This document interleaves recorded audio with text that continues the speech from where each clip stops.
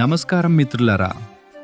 తిరుమల వెళ్ళినప్పుడు మనమందరం తప్పకుండా ఆకాశగంగలో స్నానం చేస్తాం కదా. కానీ ఈ పవిత్రమైన ఆకాశగంగ ఎలా ఏర్పడిందో మీకు తెలుసా? ఈరోజు మీకు చెప్పబోయే కథ వింటే మీరు ఆశ్చర్యపోతారు. తిరుమల పుణ్యక్షేత్రంలో ఉన్న ఆకాశగంగ ఎంతో పవిత్రమైనది.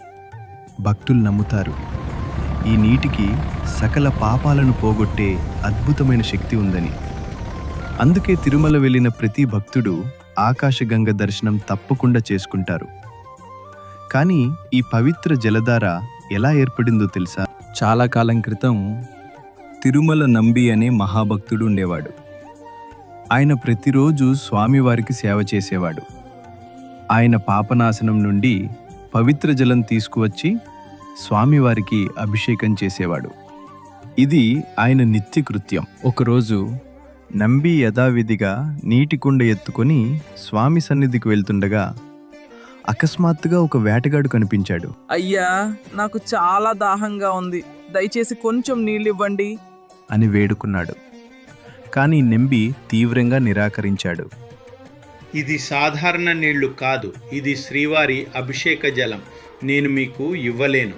వేటగాడు మళ్ళీ అన్నాడు, దాహం వేసిన వారికి నీరు పోసి ప్రాణం రక్షించటం ధర్మం కాదా? నంబి దృఢంగా చెప్పాడు, మీరు స్వామివారిని ప్రార్థించండి, ఆయనే మీ దాహం తీరుస్తాడు. ఇంతలో నంబి త్వరగా స్వామివారి వద్దకు వెళ్ళాలని పరుగెత్తాడు. అప్పుడు ఆ వేటగాడు అకస్మాత్తుగా విల్లు ఎత్తి నంబి మోస్తున్న కుండకు బాణం వేశాడు. కుండలో రంధ్రం ఏర్పడింది. నీళ్ళన్నీ కారసాగాయి.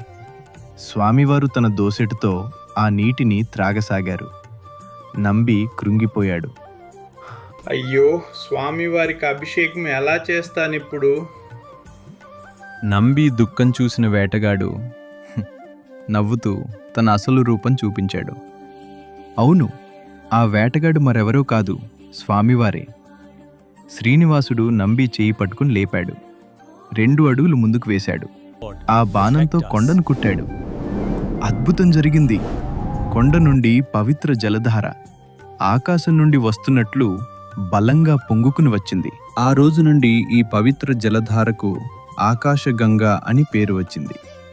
ఎందుకంటే ఈ నీరు ఆకాశం నుండి వస్తున్నట్లు కనిపిస్తుంది. స్వామివారి అనుగ్రహంతో ఏర్పడిన ఈ తీర్థం నేటికి లక్షలాది మంది భక్తులకు పాపపక్షయం కలిగిస్తోంది.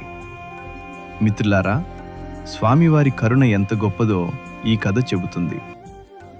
భక్తుడు సేవ కూడా, జీవులపై దయ కూడా రెండూ ముఖ్యమని స్వామివారు నేర్పించారు.